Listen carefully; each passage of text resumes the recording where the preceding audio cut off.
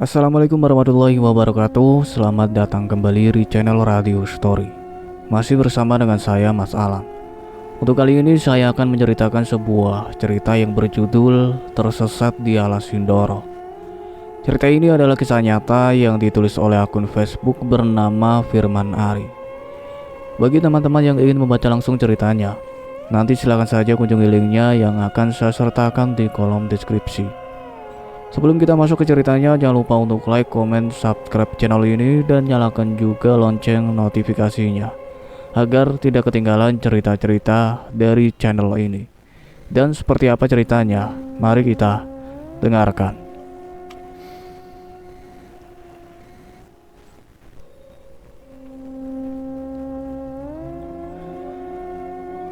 Oke, gua Ari.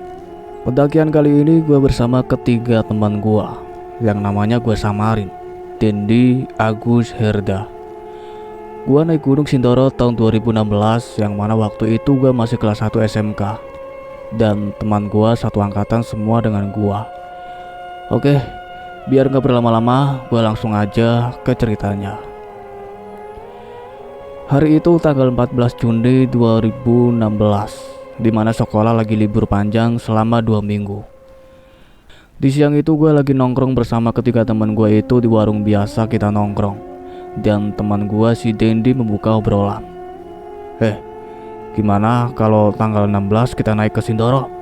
Daripada liburan cuma di rumah, mending muncak aja yuk. Boleh juga deh ide lo Den. Tapi ini Ari sama Herda mau gak nih? Balas Agus. Kalau gua mah mau aja, dan Ari juga pastinya mau dia mah. Balas Herda. Gua di situ hanya menyimak obrolan mereka bertiga, karena gua mah kalau diajak nggak pernah nolak kalau sama mereka. Tibalah hari H yang dinanti. Pagi itu gua langsung bergegas ke rumah Agus dengan membawa Cheryl kesayangan gua ini dan peralatan pendakian lainnya. Gua pamit ke orang tua gua. Sesudah pamit gue langsung berjalan cukup dekat ke rumah Agus, karena rumah kita berempat masih satu komplek. Pas gue sampai di rumah Agus, ternyata Dendi dan Herda sudah di situ. Kita langsung packing ulang peralatan kita satu persatu supaya tidak ada yang kurang.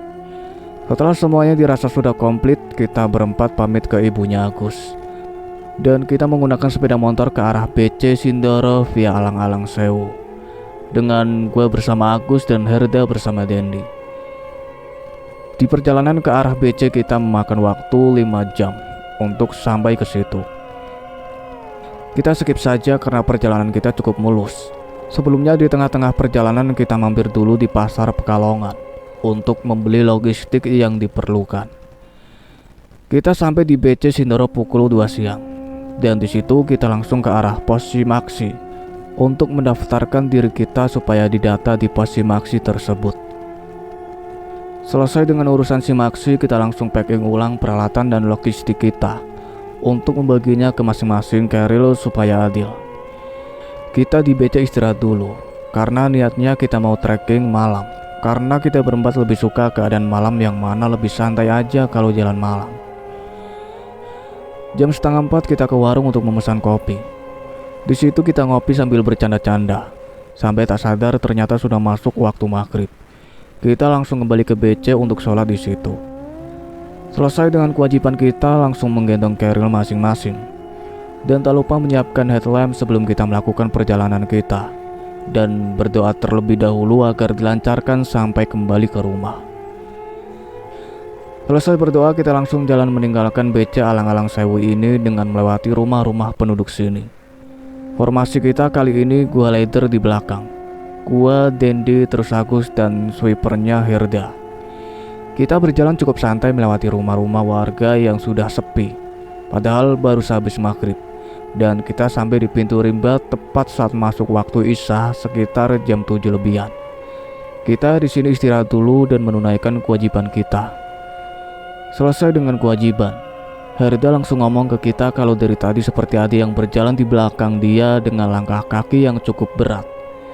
Tapi setiap Herda menengok ke arah belakang selalu kosong, tidak ada apa-apa. Kita cuma mendengarkan apa yang Herda omong tanpa menanggapi apa-apa.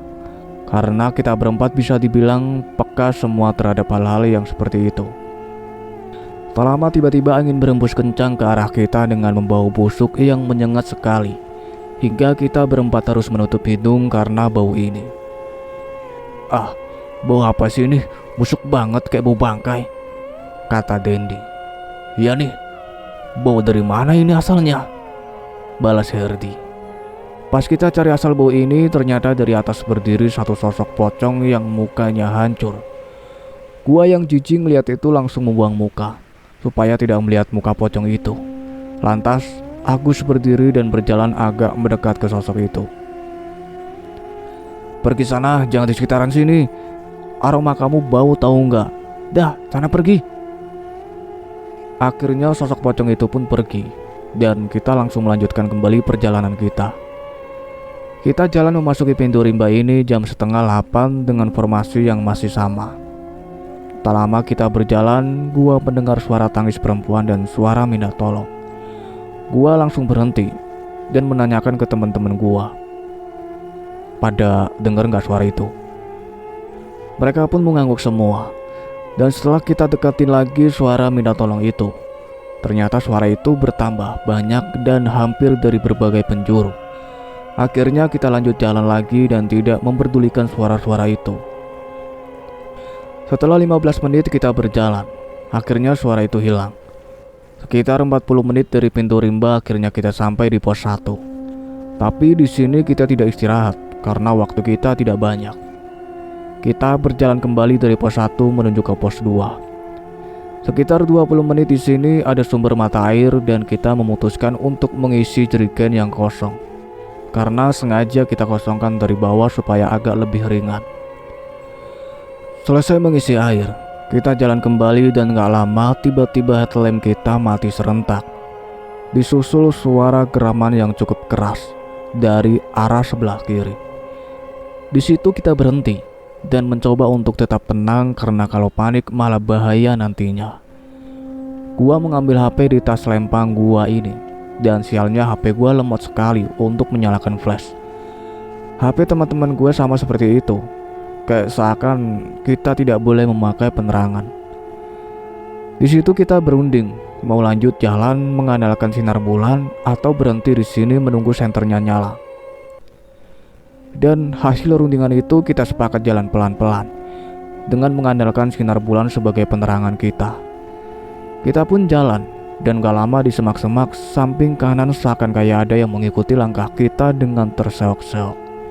Karena kita penasaran, akhirnya kita lihat di sebelah kanan. Dan didekati lagi ternyata ada sosok laki-laki pemuda dengan kaki yang hancur dan di kaki itu masih terus mengeluarkan darah. Dia sadar kalau dia sedang dilihatin oleh kita dengan wajah yang remang-remang. Dia senyum menunjukkan mulut yang banyak darah dan belatung ke arah kita. Sontak, gua dan Herda langsung mual. Seketika rasanya ingin muntah tapi tidak bisa dikeluarkan. Sontak Herda langsung menyuruh kita untuk jalan kembali dan tidak usah memperdulikan sosok itu. Tak lama kita berjalan, kita dikagetkan dengan teriakan Herda dari belakang. "Minggir woi, ada kuda!" Sontak kita bertiga refleks langsung lompat ke arah semak-semak karena kaget, dan disusul kuda putih lewat di depan kita. Gua dan yang lain pun heran, kok ada si kuda lewat sini. Pas lagi keheranan kayak begitu, gua malah ngerasa kalau di belakang gua ada sesuatu. Pas gua nengok ke belakang, gua dikagetkan sama sosok yang kakinya hancur itu. Gua langsung terkejut disusul dengan temen gua juga. Sontak gua dan teman gua langsung mundur menjauh dari sosok itu. Kita berempat pun bangun kembali dan perlahan melanjutkan perjalanan kembali dengan menggunakan bulan sebagai penerangan. Kita jalan sudah 1,5 jam lebih tapi belum sampai juga di pos 2. Gua pun tanya ke Herda yang sebagai sweeper. "Her, gimana? Kok sudah 1,5 jam kita belum sampai di pos 2? Padahal kan dari sumber mata air ke pos 2 itu lumayan dekat." "Udah, mending kita istirahat dulu di sini dan kayaknya di sini aman," balas Herda. Lantas kita duduk di atas rumput. Pas lagi duduk itu, gua dan yang lainnya mencoba mengotak-ngatik headlamp kita di sini supaya menyala. Tapi tetap hasilnya nggak satu headlamp pun yang bisa menyala. Gua pun berdiri mencoba mengamati lingkungan sekitar yang nampak rimbun pepohonannya. Pas lagi memandangi begitu, gua kaget karena tanah yang gue injek sekarang itu tidak ada jalan setapak. Sontak gue menyuruh ke teman-teman gue melihat jalan yang kita lewati tadi. Loh, kok tidak ada jalan setapak? Berarti kita jalan dari tadi tuh rerumputan dan alang-alang semua, kata Agus. Iya juga ya. Terus ngomong-ngomong, ini gimana mau lanjut jalan dengan jalur seperti ini? Yang penting naik apa kembali menyusuri jalan yang tadi kita lewati? Balas Dendi. Udah, gini aja, gimana kalau kita susuri jalur ini, yang penting arahnya ke atas toh. Juga akan semakin ke atas bakal sampai di puncak, kata Agus. Kita bertiga pun setuju dengan usulan Agus itu, karena kalau balik lagi yang ada membuang waktu. Jadi mending susuri aja jalan yang naik ke arah atas. Di sini kita lanjut jalan kembali dengan berganti posisi. Sekarang Agus di depan disusul gua, Dendi dan Herda. Agus mengeluarkan goloknya untuk menembas semak belukar yang semakin naik semakin rapat, dan pepohonan juga semakin rimbun yang membuat kita kekurangan cahaya karena sinar bulan hanya masuk sedikit. Kita berjalan semakin pelan dengan Agus yang terus menebas ke kanan dan ke kiri. Semakin jalan kita merasa semakin masuk ke dalam hutan. Tapi gue terus meyakinkan diri gue sendiri kalau pasti bakal sampai puncak lewat sini. Sekarang jam sudah menunjukkan pukul 11 dan kita belum ada yang makan dari sore tadi. Akhirnya gue menyuruh Agus untuk mencari tempat landai. Ketemulah tempat yang agak landai, kita langsung menebas rerumputan di situ agar bisa buat makan kita. Kita pun mengeluarkan kompor nesting dan logistik kita untuk makan di situ. Gimana kalau kita camp di sini aja? Kalau dilanjut, jujur, gue takut ada bahaya, soalnya gelap begini, kata Dendi. Gue pun setuju dengan usulan Dendi. Tapi gimana dengan Herda dan Agus? Apa dia setuju juga? Dan pas gue tanya ke mereka, akhirnya mereka setuju buat camp di sini. Mumpung tempatnya lumayan juga, bisa buat mendirikan satu tenda kapasitas 4 orang. Kita pun bagi tugas. Gua menyiapkan tenda, Herda memasak, sedangkan Dendi dan Agus mencari kayu bakar untuk menghangatkan badan. Karena pas udah berhenti gini, udara langsung berasa dingin banget. Menyiapkan tenda dengan gelap begini susahnya minta ampun. Apalagi gua mendirikannya cuma sendirian. Tenda pun sudah jadi. Kayu bakar juga sudah kekumpul banyak dan makanan sebentar lagi juga siap. Sambil menunggu makanan siap, gue memasukkan barang-barang kita semua ke dalam tenda sambil membereskan di dalam. Agus dan Dendi mencoba membuat api untuk penerangan kita. Tak lama Herda memanggil gue dari luar yang artinya makanan sudah jadi.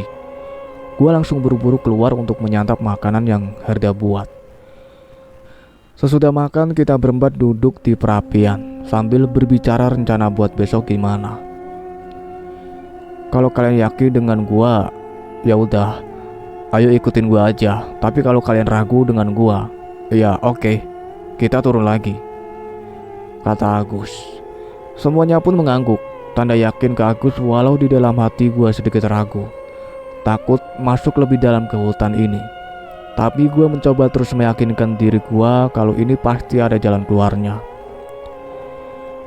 Pas kita sedang berbincang-bincang seperti itu, kita dikejutkan dengan suara auman harimau yang mungkin tidak jauh dari tempat kita mendirikan tenda. Gue yang agak sedikit panik dan ditenangkan oleh yang lain kalau hewan buas akan menjauh.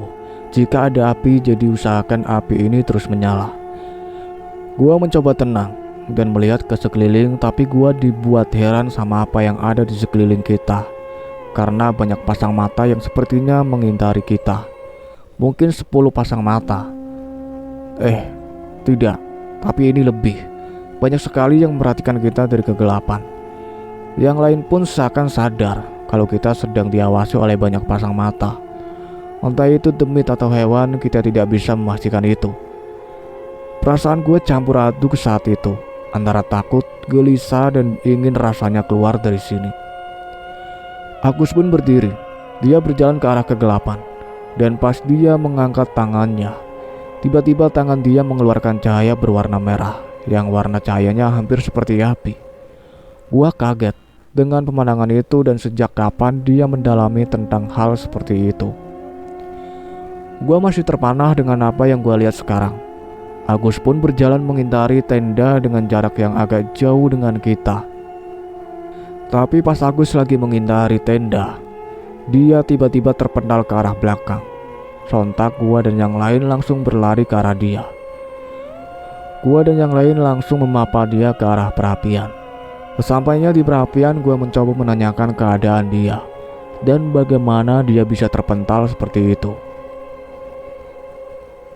Jadi, dia mencoba membuat pagar goib dengan mengintari tenda, tapi pas di tengah-tengah, dia ditendang begitu kuat oleh mereka dan nampaknya mereka tidak suka dengan kedatangan kita. Agus pun membuka bajunya dan perut dia mengalami lembab yang lumayan serius. Dia menunjukkan itu dengan raut muka yang masih kesakitan. Tendi dan Herda gua suruh untuk memapa Agus ke dalam tenda, dan gua juga menyuruh dia diolesin dengan minyak kayu putih sambil dipijat sedikit di area perutnya supaya tidak terlalu lembab.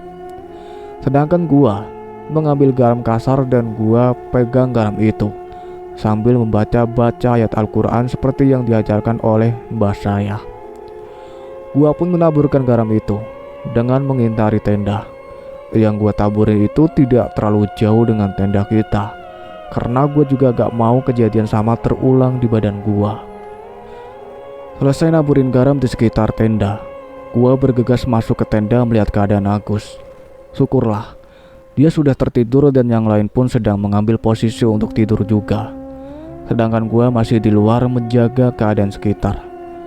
Gua duduk di dekat perapian sambil menambahkan kayu ke perapian itu, karena apinya sudah mulai mengecil. Gua duduk sambil memikirkan rencana buat besok, karena gue masih sedikit ragu dengan ini.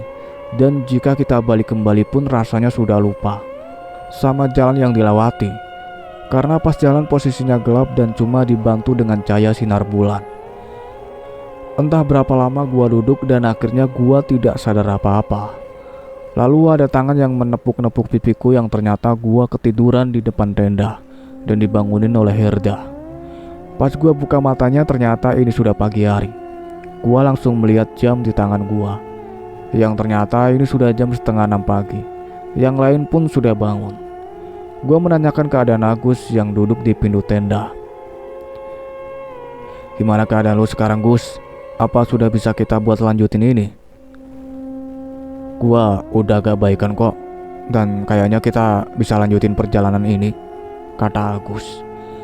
Herda dan Dendi langsung menyiapkan makanan, sedangkan gua membereskan tenda dan membersihkan sampah kita yang ada di sini. Makanan pun selesai dan kita langsung menyantapnya dengan lahap sampai tak satu pun tersisa. Selesai makan, kita langsung memasukkan kembali peralatan kita ke dalam keril. Dan tak lupa kita membawa sampah yang sudah kita gunakan ini. Posisi kita masih sama. Agus di depan, disusul gua, Dendi, dan Herda di belakang. Kita jalan menyusuri hutan ini untuk sampai ke puncak. Jalan kita agak lambat, karena mungkin perut Agus masih merasakan sakit. Cuma dia gak mau ngomong, mungkin supaya kita tidak terlalu khawatir ke dia. Di jalan ini kita tidak banyak berbicara. Ya mungkin masing-masing dari kita mengalami khawatir yang berlebih, karena takut masuk lebih dalam atau takut ada hewan buas yang bisa membahayakan kita. Truk yang kita lewati semakin lama semakin susah, dan rumput-rumput ilalang kini tingginya sudah nyampe sebahu kita. Benar-benar di sini belum pernah didatangi oleh manusia sebelumnya. Lama kita berjalan menyusuri ini tapi tidak menemukan jalan setapak. Yang kita temukan hanya semak belukar dan pohon-pohon rimbun yang membuat suasana lebih terasa horor. Kita pun istirahat di bawah pohon gede yang kalau dipeluk oleh 5 orang dewasa pun masih belum cukup. Di tengah istirahat kita, gue inisiatif mengeluarkan kompor buat memasak air untuk membuat kopi.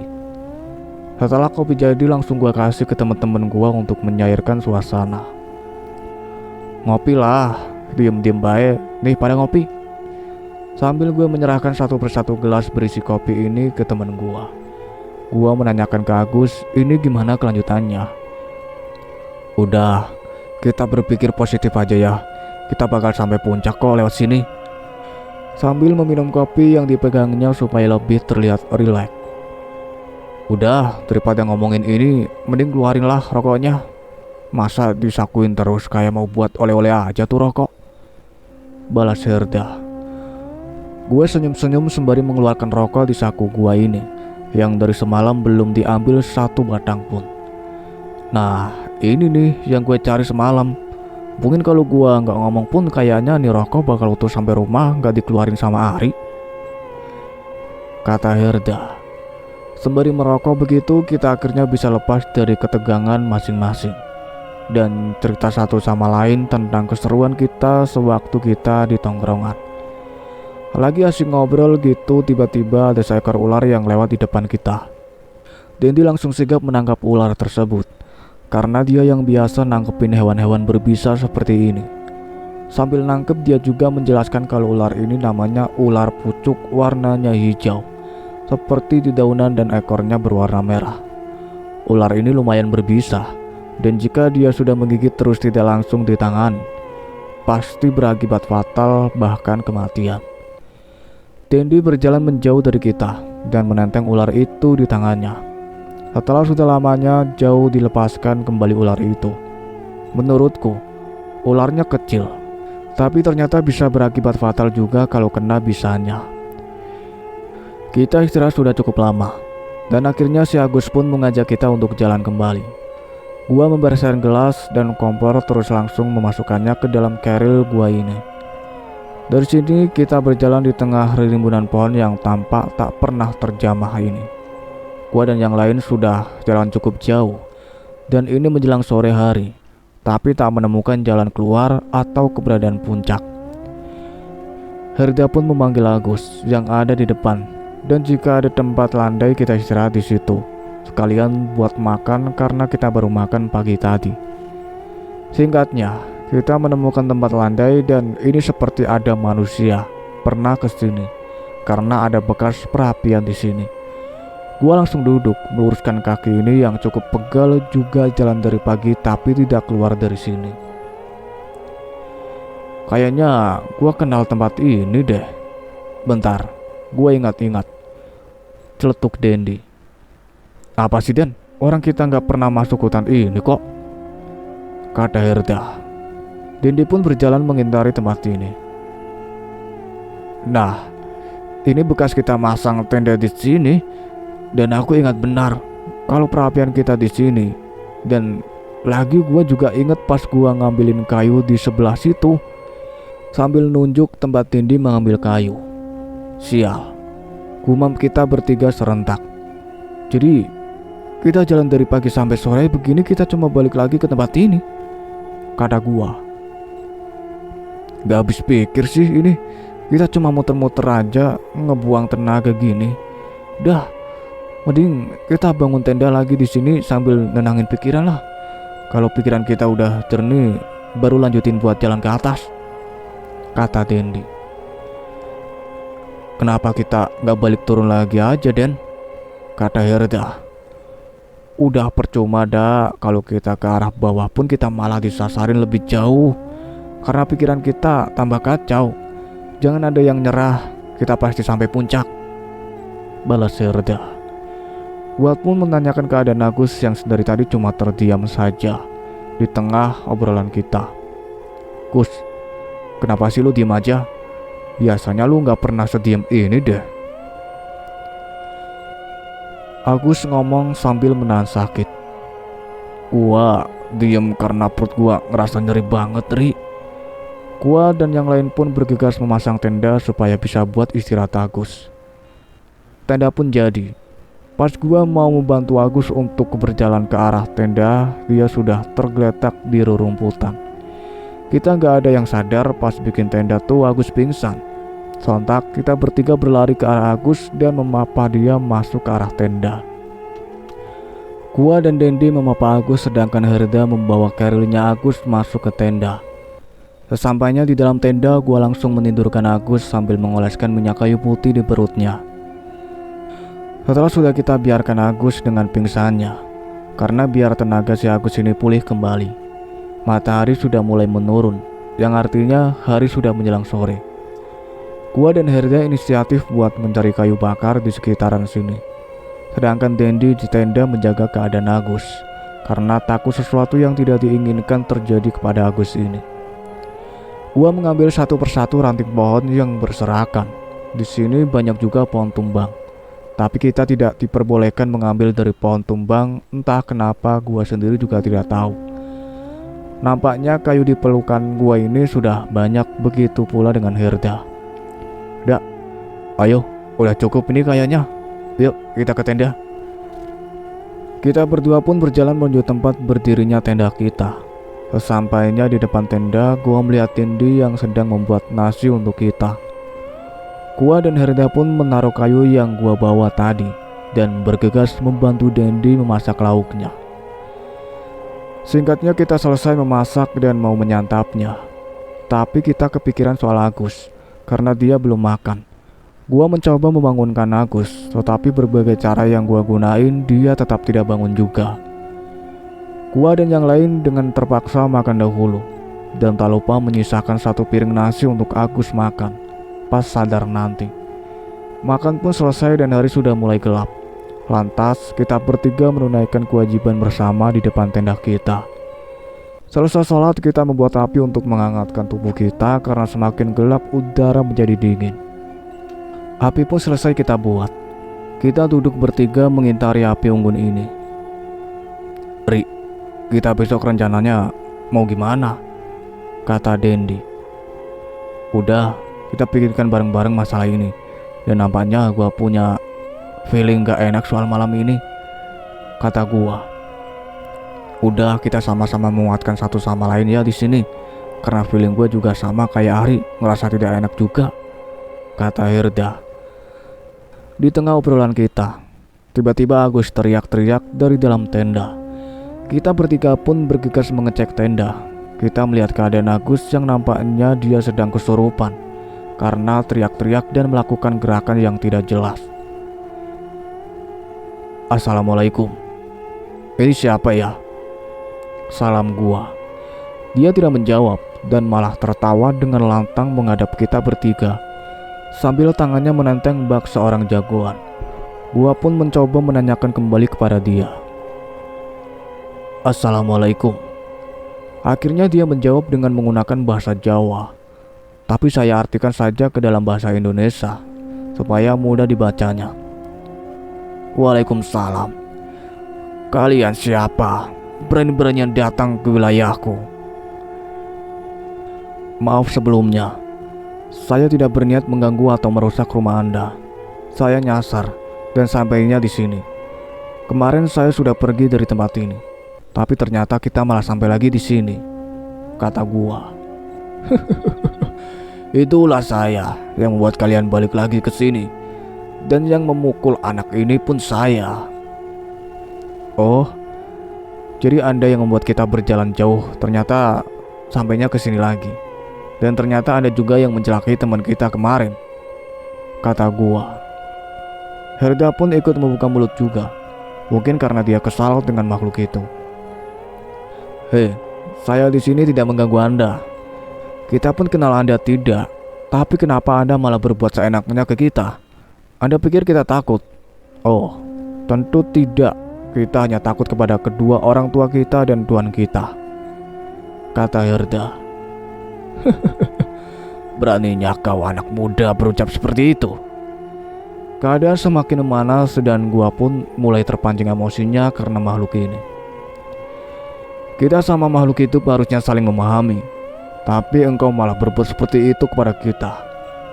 Ingat, semua makhluk itu yang diciptakan Tuhan semuanya bisa mati.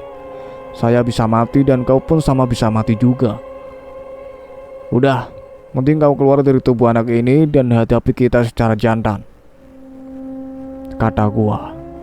Sontak pun dia berjalan keluar tenda dan kita bertiga mengikutinya. Pas dia melewati api itu meletup-letup dan semakin besar. Tak jauh dari api tersebut, Agus berdiri diam dan ada bayangan hitam yang keluar dari tubuh Agus melalui bagian belakang. Setelah keluar, semua wujud makhluk itu pun kini jelas di depan mata kita. Badannya tinggi besar sekitar 5 meteran dan mungkin bisa lebih. Dia memuncai taring hingga ke dagu. Mata dia merah bak api dan kepala dia memiliki tanduk seperti kerbau. Gua maju ke depan sambil tangan gua mengangkat yang artinya untuk menyetop dulu mengambil Agus supaya masuk kembali ke dalam tenda. Gua memapa Agus yang sedang pingsan ini menjauh dari makhluk itu. Sesampainya di depan Dendi, gua menyuruh Dendi untuk membawa Agus masuk dan biarkan gua sama Herda saja yang menghadapi makhluk ini. Gua mengambil segenggam tanah dan membacakan doa, lalu ditiupkan ke tanah tersebut. Dan gua pun langsung melemparkan tanah tersebut ke arah muka makhluk tersebut. Makhluk tersebut langsung menutupi mukanya dengan tangan. Gua dan Herda langsung lari ke arah makhluk tersebut dan bareng-bareng menarik kaki makhluk tersebut hingga dia terjatuh ke belakang. Gua langsung mengeluarkan tasbih dari kantong celana gua ini dan berjalan ke muka makhluk itu. Sambil wirid, gua menampar makhluk tersebut menggunakan tasbih ini. Dia pun teriak kesakitan setiap gua tampar makhluk ini menggunakan tasbih. Herda berjalan ke arah tenda dan balik lagi ke gua dengan membawa golok. Dia membaca-baca sesuatu lalu meniupkan ke golok tersebut. Saat Herda mau menebas kepala makhluk itu, tiba-tiba datang kembali makhluk yang sama dan langsung berlari menendang Herda hingga terpental di susul gua yang ditendang juga hingga terpental dan berguling ke belakang mengenai pohon. Gua pun mencoba berdiri kembali dan rasanya badan gua ini seperti mau remuk saja dibuatnya. Tiba-tiba ada seseorang yang keluar dari tenda kita. Gua kaget melihat siapa yang keluar dari tenda kita. Agus yang keluar dari tenda kita dan berdiri dengan tegap disusul Dendi yang mengeluarkan setengah badannya saja dari tenda karena dia penakut kalau menghadapi makhluk seperti ini. Agus pun berdiri dengan gagahnya di depan tenda. Dia langsung berjalan menuju makhluk itu dan tangannya pun kini mengeluarkan seperti api. Gua dan Herda berjalan ke arah Agus dengan badan yang rasanya sakit semua seperti ini. Kita bertiga berdiri di hadapan dua makhluk tersebut dan tanpa basa-basi Agus langsung berlari dan melompat memukul dada makhluk tersebut, yang mana membuat makhluk tersebut jatuh ke arah belakang. Gua dan Herda langsung lari juga ke arah makhluk yang satunya. Sesampainya di depan, gua langsung memukul kaki makhluk tersebut dengan tasbih. Dan Herda melukai kaki satunya lagi dengan golok yang dia pegang, hingga membuat makhluk itu duduk dengan kaki yang ditekuk ke belakang. Melihat itu, Agus langsung berlari ke arah kita. Tepat di depan makhluk tersebut, tangan Agus mengeluarkan api kembali dan memukul tetap di pipi makhluk itu, yang membuat makhluk itu terjatuh ke arah kiri dan meninggalkan luka gosong di pipi makhluk tersebut. Setelah makhluk itu kelihatan tak berdaya, Herda langsung mengangkat goloknya dan menebas leher makhluk tersebut hingga kepala sama badan terpisah dan makhluk itu langsung menjadi abu.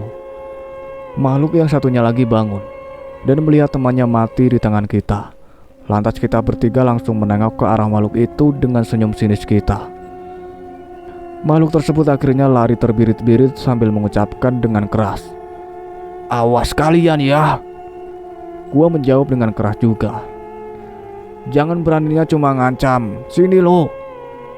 Sambil kaki gua mau berlari ke arah makhluk tersebut, tapi dicegah oleh Herda. Lantas kita bertiga balik ke arah tenda. Gua berjalan dengan memegangi dada yang mana masih terasa sakit ditendang makhluk itu, sampai terpental beberapa meter. Kita bertiga langsung masuk ke dalam tenda dan Dendi menanyakan ke kita, "Gimana makhluk itu?" "Udah aman kok. Yang satu udah mati, tapi yang satunya lagi lari ketakutan melihat temannya mati," kata gua. "Lah, terus keadaan kalian gimana? Apa ada yang terluka?" kata Dendi. "Udah, kita aman kok. Paling sakit sedikit karena kena tendangan sama makhluk itu," balas Herda. Lantas gua pun menyuruh Agus untuk makan karena dia belum memakan makanannya. "Nih Gus, makan. Lu belum makan dari siang," sambil menyodorkan piring yang diisi nasi dan lauk ke arah Agus. "Lah, kalian sih gak makan. kata Agus. Kita semua udah makan kok, tinggal lu aja yang belum, Gus, kata gua. Agus pun menyantap makanan tersebut dengan lahap. Malam semakin gelap dan udara pun semakin dingin, hingga menembus sampai ke tulang. Tak banyak pembicaraan kita waktu itu, dan selesai Agus makan kita lanjut tidur kembali, mengisi tenaga untuk besok kita mencari jalan. Di tengah tidur lelapku tiba-tiba gua dibangunin oleh Dendi yang memintaku menemaninya keluar karena pengen buang air kecil. Gua pun melihat jam di tangan gua dan sekarang sudah jam 2 malam. Apaan sih Den? Kan keluar sendiri juga bisa loh, kata gua. Di luar gelap banget Ri, gua ngeri kalau sendirian, kata Dendi. Aduh, ya udah ayo, kata gua. Ketika gua membuka resleting tenda, ternyata benar, di luar gelap sekali dan kabut pun cukup tebal sehingga membuat gelap gulita seperti ini. Perapian yang kita buat pun sudah mati, yang tersisa hanya abunya saja. Gua menyuruh Dendi berjalan ke arah belakang tenda dengan berpegangan ke tenda untuk menuntut kita jalan. Sesampainya di belakang tenda, gua menyuruh dia kencing dengan berjalan 2 langkah ke depan agar tidak mengenai tenda kita. Selesai dengan urusan Dendi itu, kita berjalan merayap kembali ke arah depan tenda. Gua menyuruh Dendi untuk masuk duluan aja, dan gua mau menyalakan api ini agar di sini ada cahaya untuk penerangan kita. Gua kesusahan menyalakan api dengan keadaan gelap, dan angin yang membawa hawa dingin ini membuat badan gua sedikit bergetar. Akhirnya api berhasil nyala, dan gua masuk ke dalam tenda untuk melanjutkan tidur nyenyak kembali. Tidak ada yang aneh lagi malam itu. Tanpa berlama-lama gua pun langsung bisa tidur dengan nyenyak. Di tengah-tengah tidur gua kembali dibangunkan oleh Dendi. Ri, ayo bangun, sambil menggoyangkan badan gua. Dengan sedikit kesal. Apalagi sih Den, lu ganggu tidur gua mulu dah, kata gua. Iya, malah marah nih anak. Udah pagi anjir, ini jam 5. Gua pun cuma tersenyum dan membangunkan Herda sama Agus. Setelah mereka semua sudah bangun, kita menunaikan sholat subuh. Selesai sholat, kita mulai membicarakan soal rencana kita mau kayak gimana. Ini mau lanjut atau mau turun. Setelah berunding, kita sepakat untuk lanjut kembali. Karena sayang, udah jauh-jauh dari Tegal ke sini, masa mau menyerah gitu aja. Gua pun cuma ngikut mereka aja. Ya walaupun sebenarnya sedikit ragu buat ngelanjutin ini, tapi apa boleh buat. Dendi dan Herda mengeluarkan nesting sama kompor, yang tandanya itu dia pasti mau masak. Gua sama Agus pun langsung inisiatif membereskan barang-barang kita dan membongkar tenda agar selesai makan kita langsung bisa untuk jalan. Udara pagi ini cukup dingin sekali, yang membuat gua sekadang sedikit menggigil kedinginan. Masakan pun jadi dan tenda pun sudah beres semua, di packing kembali. Kita berempat langsung makan dengan lahap. Selesai makan, gue memasak air untuk ngopi. Tapi gue cuma membuat 1 kopi untuk berempat karena sedikit berhemat agar cukup sampai bawah nanti. Kopi pun jadi, dan tak lupa gue mengeluarkan sebungkus rokok untuk kita berempat ditemani 1 gelas kopi untuk bersama. Rasanya nikmat sekali menghisap rokok dan join kopi begini. Mungkin momen-momen ini hanya bisa dirasakan pas kita naik gunung saja. Ya walaupun kalau gua di tongkrongan suka bawa kopi dan dimintain. Tepat jam 6:30 kita memutuskan untuk jalan dengan formasi yang masih sama. Agus di depan, disusul gua, Herda dan Dendi. Rasa sakit dari kejadian semalam sudah sedikit membaik. Kita berjalan ke arah yang kemarin, cuma berbeda kali ini. Jalan lumayan menanjak dan rumput. Ilalang pun seakan rapat kembali. Tapi mungkin ini jalan yang benar, karena kemarin kita jalan gak begitu menanjak. Ternyata kembali lagi ke tempat camp kita. Setelah kita jalan selama kurang lebih 1,5 jam membelah tumbuh-tumbuhan liar ini, kita menemukan tebing yang cukup tinggi. Mungkin 6 meteran, dan mau gak mau kita harus memanjat tebing ini. Tebing ini sedikit berlumut dan yang pastinya bakal licin kalau dipanjat. Tapi tidak ada cara lain. Mau tidak mau kita harus memanjat tebing ini. Agus mulai naik duluan untuk mencari pijakan dan kita tinggal mengikutinya saja. Dia bersusah payah untuk naik dengan mencari celah dan berpegangan ke akar-akar pohon. Akhirnya Agus sampai di atas dengan selamat. Kini gua yang mencoba naik dan mengikuti pijakan yang Agus pijak tadi. Pas gua mulai naik ini bener licin dan susah banget, ditambah gua takut terpleset dan jatuh. Gua perlahan-lahan merangkak dari satu pijakan ke pijakan lainnya, sampai akhirnya tangan gua bisa dijangkau Agus dan gua ditarik ke atas. Tinggal Herda yang mencoba. Kini Herda menampakkan tangan dan kaki di tebing ini. Dia mencoba perlahan-lahan untuk naik. Setelah Herda udah di tengah-tengah, si Dendi langsung ikut naik di bawahnya. Dengan bersusah payah akhirnya kita semua bisa berada di atas tebing ini. Dari sini kita akhirnya bisa melihat rumah-rumah warga yang ada di bawah. Dan kita juga bisa melihat gagahnya Gunung Sumbing yang berada di samping gunung ini. Di sini kita duduk dahulu sambil menikmati pemandangan yang ada. Karena di sini sudah sedikit pepohonan. Gua mencoba mengeluarkan rokok kembali dan tak lupa membuat kopi untuk 1 gelas. Kita istirahat kurang lebih selama setengah jam. Gua membereskan nesting dan kompor tadi. Lalu kita berjalan kembali menyusuri alang-alang ini dengan Agus yang di depan untuk membuka jalur. Tak lama kita berjalan, akhirnya kita menemukan jalan setapak yang kayaknya ini jalur pendakian. Kita semua bersyukur menemukan jalan itu dan melanjutkan jalan menyusuri jalan setapak itu. Setelah setengah jam berjalan, akhirnya kita sampai di pos 3 dan melihat ada beberapa tenda pendaki di sini. Tapi kayaknya tenda-tenda itu sepi, mungkin orang-orang masih pada summit ke atas. Di pos 3 ini kita langsung mendirikan tenda untuk menaruh barang-barang kita karena kita mau langsung summit. Tenda pun jadi, dan kita menaruh barang-barang kita di dalamnya.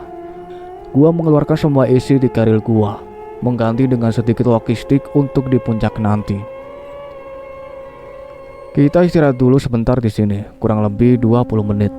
Kita berjalan kembali meninggalkan pos 3 ini jam 10 kurang.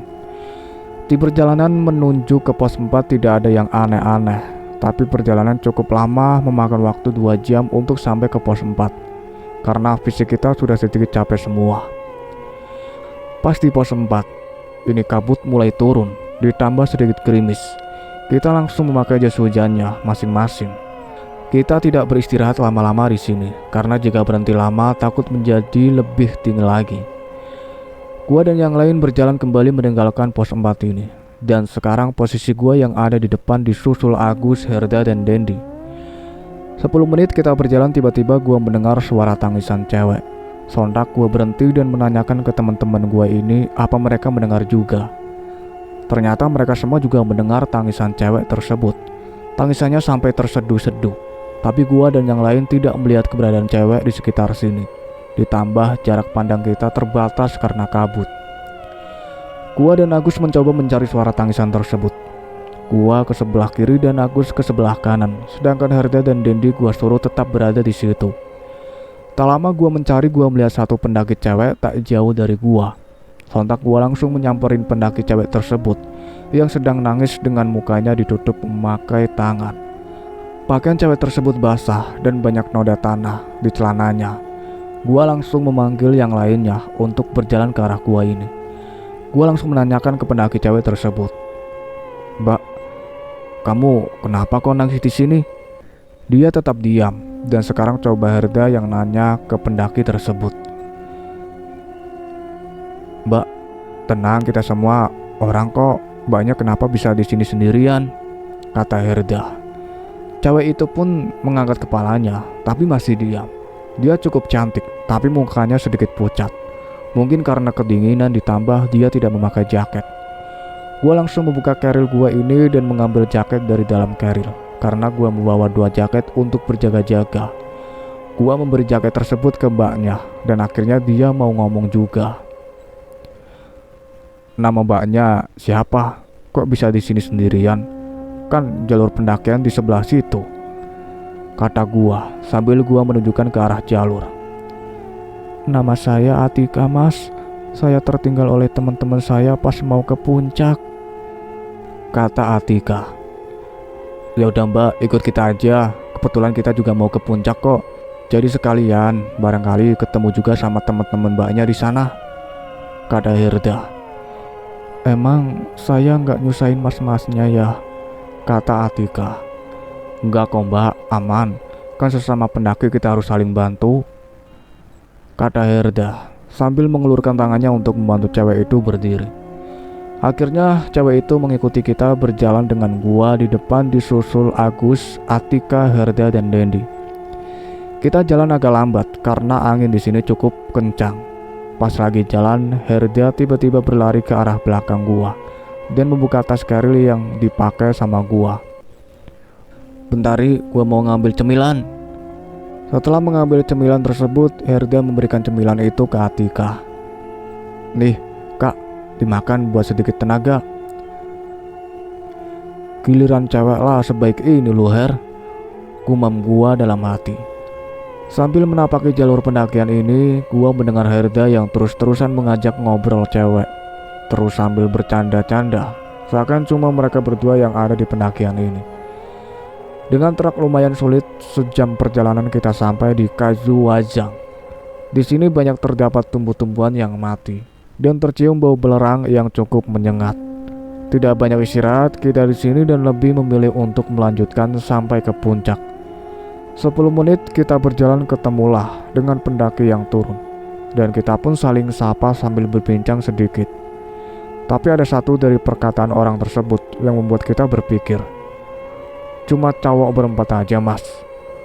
Gak tahu kenapa kita semua cuma diem dapat pertanyaan seperti itu. Lalu pendaki tersebut melanjutkan perjalanan kembali untuk turun. Gua tetap berpikir positif. Mungkin maksud orang itu cowoknya cuma berempat dan ceweknya cuma satu gitu.